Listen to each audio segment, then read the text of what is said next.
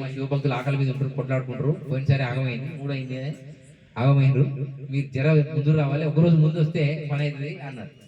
నాకు ఇదే రోజు గట్కేశ్వరంలో ఒక పెద్ద ప్రతిష్ట కార్యక్రమం ఉంది. ఆయన అన్నాడు, పోయిన సంవత్సరం మీరు గట్టిగా చెప్పారు మా దగ్గర తత్వం, ఆ భక్తులందరూ మీరే రావాలంటారు అని అన్నాడు. అరే ఇట్లా అని ఒక నాగసాధువుని దొరుకుని పోయినాడు. ఆడిపోయిన ఊపుకుంటారు.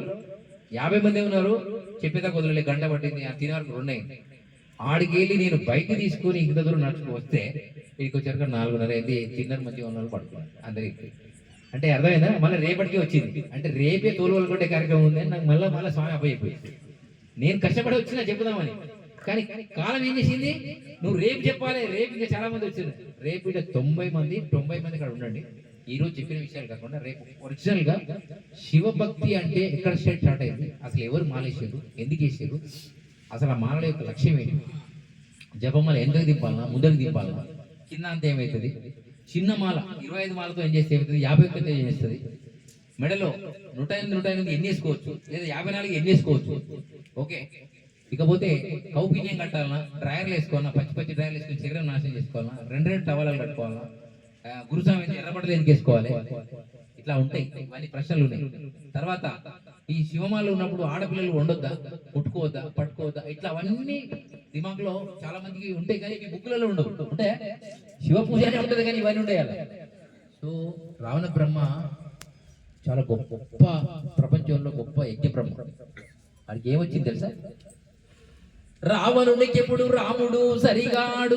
ఈ పద్యం మీకు అర్థమైతే మీరు గొప్పోళ్ళు. రావణునికి ఎప్పుడు రాముడు సరిగాడు, రావణుడకు మిగుల రంకు వచ్చే, సీత నమిరి పట్ట చేటు లంకకు వచ్చే, కాళికాంబ హంస కాళికాంబ. దీన్ని మీకు మరుస్తా. రావణుడు అనేవాడికి రాముడు అనేవాడు బచ్చగాడట. ఆ డైలాగ్ లో ఇచ్చిన రావణుడికి ఇప్పుడు రాముడు సరిగాడు, రావణునకు మిగుల రంగు వచ్చే. రావణుడికి రంగు వచ్చింది. ఏంటి రంగు?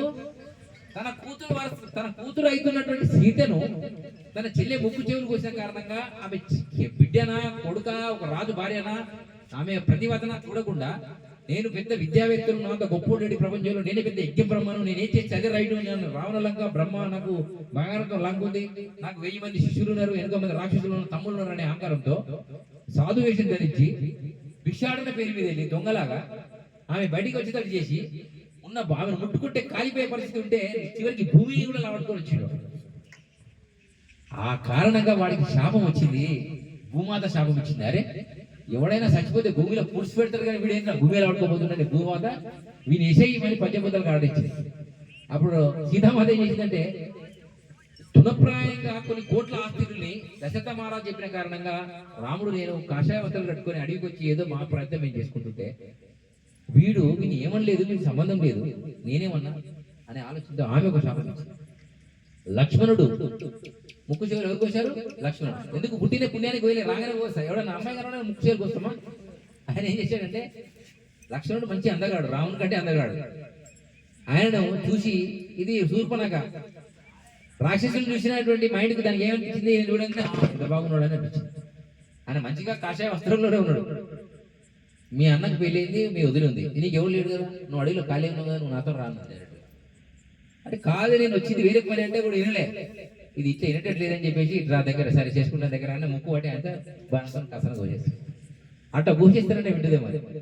అది చేయకపోగా ఏం చేసింది ఎరికేనా, అమ్మా నేను ప్రేమించి నిన్ను గాంధర్వ వివాహం చేసుకుందామంటే నా ముక్కు చెవికి వస్తావా, మీ ఈ అడవిలో లేకుండా మిమ్మల్ని చేస్తాను. వెళ్ళే పోయి అన్న దగ్గర పోయి అన్నా అని ఏడిచింది. అరే చెల్లె పోయి అన్న ఇప్పుడు మీ చెల్లె పోయి ఏడితే ఊకుంటారా, ఏవాడు అంటే పోయి కొట్టే వస్తారు రాత్రి ఇప్పుడు వాడికి పోయి.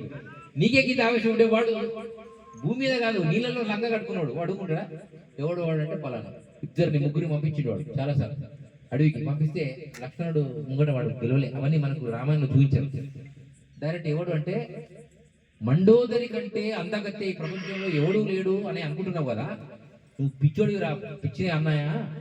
సీత అనేటువంటి ఒక ప్రతివత చూస్తేనే కాళ్ళ మీద పడే పరిస్థితి ఉంటుంది, అంత బట్ అందగత్తే రాముడికి భార్యగా ఉంది, అది నీకు భార్య ఎంత బాగుండు, నాకు నా యొక్క మనసు కోరుకుంటుంది అని వాడిని ఒకసారి లేపుతుంది.